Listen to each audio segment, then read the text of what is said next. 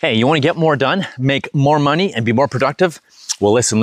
Come with me on this little journey. I'm going to walk over here to the dock. There's some cool loons outside the dock there. Some cool loons walking around the water. Not walking around the water, hanging around the water. All right, let's go. Let's talk about this. See, most traditional productivity advice teaches people to be a better robot. A better robot.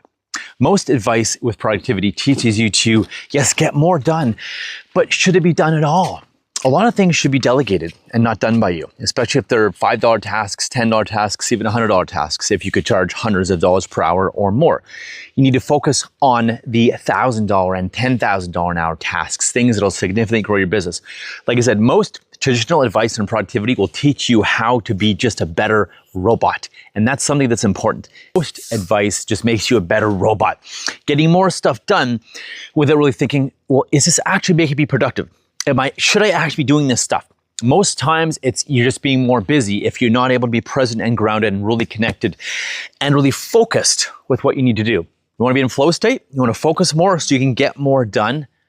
Well, be more grounded, be more present, find ways. There's a million ways to do that, by the way. There's 4-7-8 breathing, there's the body scan, there's learning state, there's just deep breathing.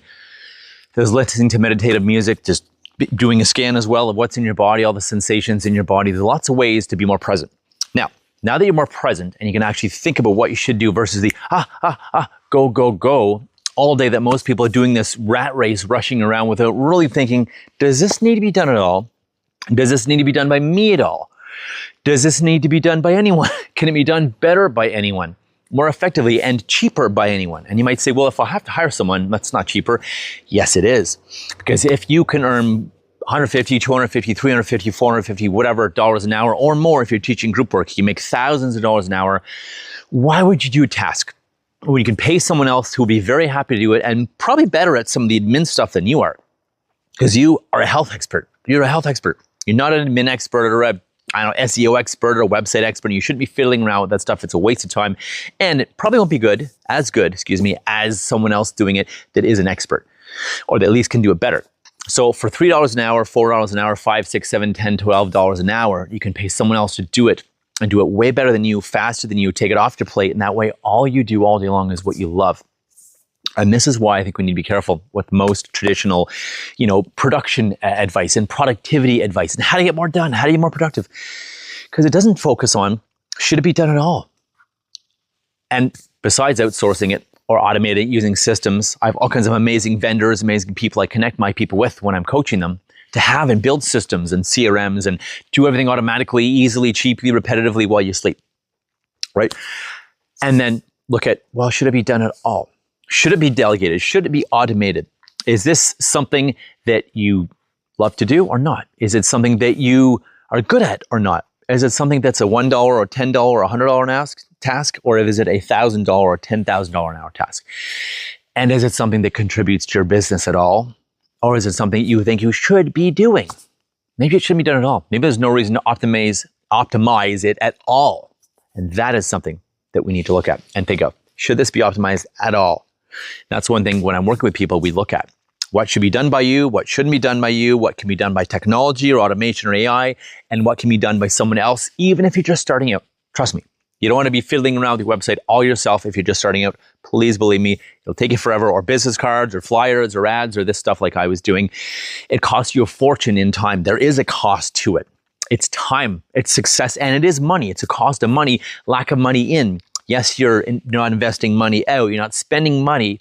But that's a poverty strategy. It's a poverty thinking strategy because there's people that are way better at it than you, and you are way better at helping people with their health than you are at websites or admin or whatever, or even posting.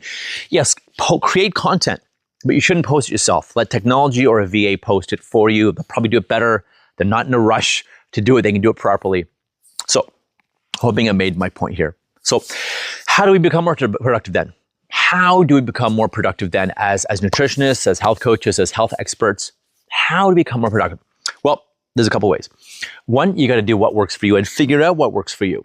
And that's a bit of trial and error. Sometimes time blocking works.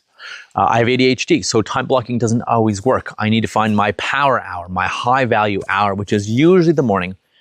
Usually in the morning, And because me, like most people, I lose, I'm gassed out, I lose gas, lose energy later in the afternoon. So my greatest productivity and creative work and the most important tasks get done first. Customer calls, content creation, not posting. I don't post any of my stuff, but the creation of content. Calling people, creating courses, doing marketing, outreaching to people, dreaming up new ways to do things, thinking about your business and working on your business versus just working in your business. Because that's a key pillar as well, to actually work on the business and work on how can I do things better, faster, cheaper, more effectively? How can I reach more people? How can I impact more people? Those are important questions. And when I tell people to take 20 minutes to 30 minutes to an hour a day, think about that. They're like, I don't have time to do that. Well, that is what you should be doing most. And I guarantee you, if you cut out a bit of TV or social media or something, at the end of your day, beginning of your day, you'll have some extra time to really think about your thinking and think about your business and what you could be doing better, what needs to shift, what needs to change, what shouldn't be done by you, what is a $10 or $1 or $100 an hour task, and what are thousands of dollars an hour tasks that should be done by you, have to be done by you, that can only be done by you, and that you love doing, right? So taking time to think, reflect, new product ideas, new service ideas, maybe doing groups, maybe doing different online stuff, maybe creating a course or a community. What could I be doing? If you don't take at least 20 minutes to 30 minutes to an hour a day to do some of the most important work, trust me, you may not feel completely productive in that 20, 30, 40 minutes, but you'll feel inspired. You feel so glad you did it and so useful that you did it. Make sure everything's off, phone off, alerts off, everything off during your high value hour unless you're calling people, and just get stuff done. Okay. So depending what works for you best, I don't find there is a pure best recipe, whether it's time blocking or doing this or doing that or working in the morning only or working in the evening only. It depends where you are best, where you are on fire, most powerful, most energetic, most creative, most focused as well. A lot of people in the afternoon, we get unfocused. So avoid leaving your most important stuff to then. However, it's a trap. Most people do procrastinate and push off the most important things because often they're scary. And they push that to the afternoon when not a lot of good happens early to mid to late afternoon because your body, your brain is getting tired. Your body's getting tired. It's like, I'm kind of done for the day. Let's do stupidity stuff. So then you don't actually ever get anything important done.